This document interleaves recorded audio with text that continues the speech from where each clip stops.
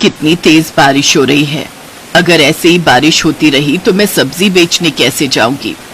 आशा अपनी झोपड़ी के दरवाजे पर खड़ी होकर बारिश को देखकर ये सोच रही होती है। तभी उसकी 22 साल की बेटी शालिनी अंदर से आवाज लगाती है, माँ अंदर आ जाओ और पहले मुझे खाना डाल दो, उसके बाद बारिश रुक जाए तब चली जाना सब्जी बेचने।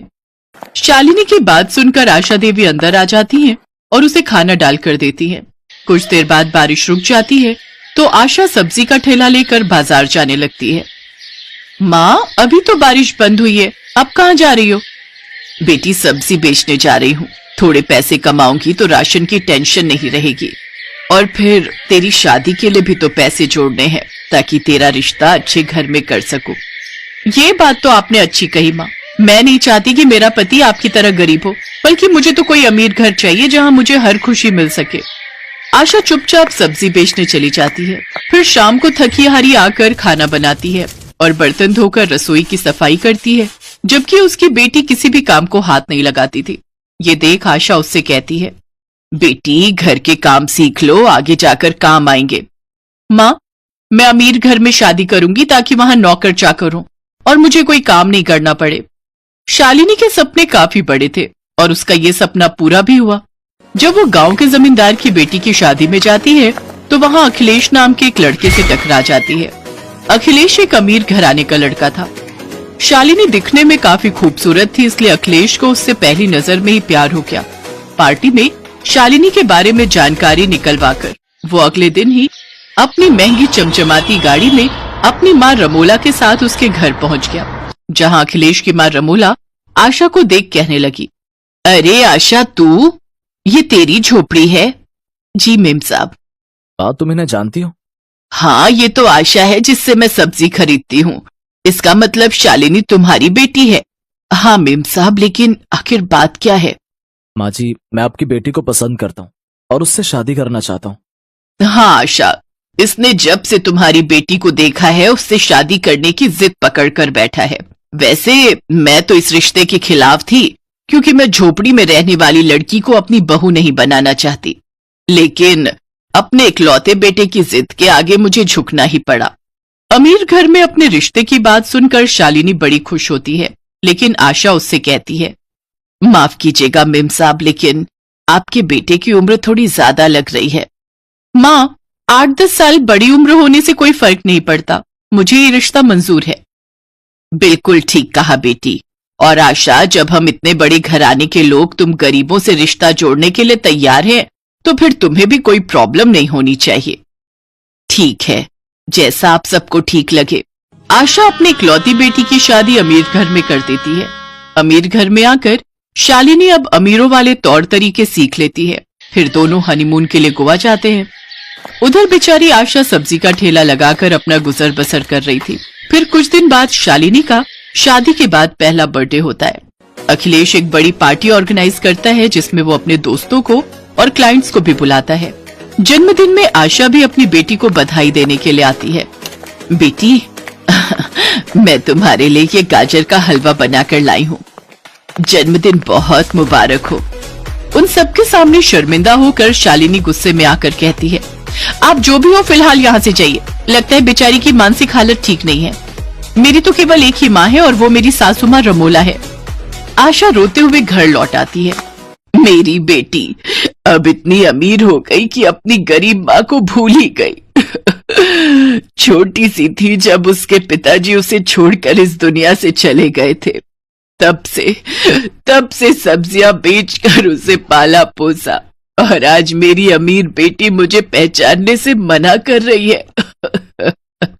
ये सब सोचकर आशा बड़ी उदास होती है, लेकिन फिर वो ये सब भुलाकर रोजमर्रा के कामों में लग जाती है और सब्जियां बेचकर अपना पेट पालती है। उधर अखिलेश कुछ दिनों के लिए मीटिंग के सिलसिले में शहर से बाहर चला जाता है। पीछे से रमोला सीढ़ियों से गिर जाती है और डॉक्टर उसे कंप्लीट बेड रेस्ट करने की सलाह देता है। देखिए इन्हें बेड रेस्ट की जरूरत है, अब से आपको ही इन्हीं की देखभाल करनी होगी और इन्हें बिस्तर से हिलने नहीं देना है। ये सुनकर शालिनी को बड़ा झटका लगता है, क्योंकि उसकी कामवाली तो पहले ही छुट्टी पर गई हुई थी और अखिलेश भी बाहर था। छी, मुझसे तो इस बुढ़िया की देखभाल नहीं होगी, इसको नहलाना खिलाना डायपर बदलना, छी छी छी, ये सब मेरे बस के नहीं। इसलिए इन सब से बचने के लिए वो अपनी सास को अकेला छोड़कर कुछ दिनों के लिए अपनी माँ के घर आ जाती है। तू यहाँ अब क्या लेने आई है? ओफो माँ, तुम अभी तक गुस्सा हो। वो पार्टी कोई मामूली पार्टी नहीं थी। उस पार्टी में कई बड़े बिजनेसमैन आए हुए थे जिन्होंने अखिलेश जी को बड़े कॉन्ट्रैक्ट देने थे, इसलिए मुझे वो सब ड्रामा करना पड़ा। ये सुनकर आशा देवी को थोड़ी तसल्ली हुई। फिर उसने शालिनी से कहा, ओह अच्छा, लेकिन तुम अचानक से यहाँ, सब ठीक तो है ना?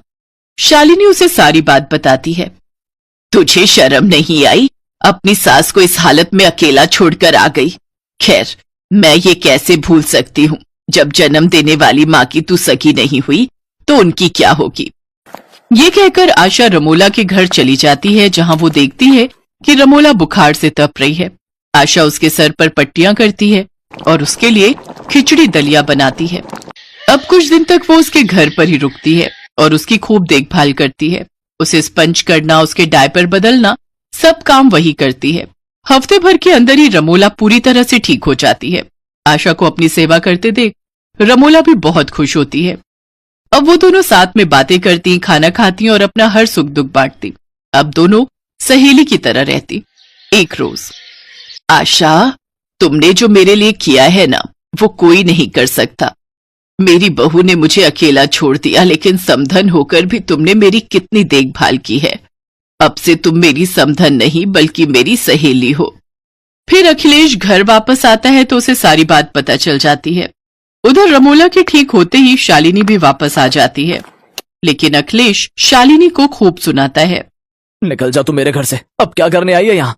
मेरी माँ को ऐसी हालत में छोड़कर तुम चली गई। मुझे तुम जैसी पत्नी की कोई जरूरत नहीं है। नहीं नहीं, मुझे ऐसी सजा मत दो, मुझे माफ कर दो। अब मुझे अपनी गलती का एहसास हो गया है। माँ जी, सासू माँ, आप भी मुझे माफ कर दो। शालिनी को अपनी गलती का एहसास हो जाता है और वो सबसे माफी मांगती है। फिर सब उसे माफ कर देते हैं। लेकिन इन कुछ दिनों में आशा रमोला की अच्छी सहेली बन जाती है और जब आशा अपने घर जाने लगती है तो रमोला उससे कहती है, आशा, अब तुम कहीं नहीं जाओगी, तुम अब यहीं हमारे साथ रहोगी। लेकिन भला मैं अपनी समधन के घर कैसे रुक सकती हूँ? समधन के घर ना सही, अपनी सहेली के घर तो रुक सकती हो ना। आज से हम समधन बाद में, लेकिन सहेली पहले हैं। और इस तरह एक गरीब समधन अपनी अमीर समधन की सहेली बन जाती है। अब वो सब एक ही घर में एक साथ खुशी खुशी रहने लगती हैं।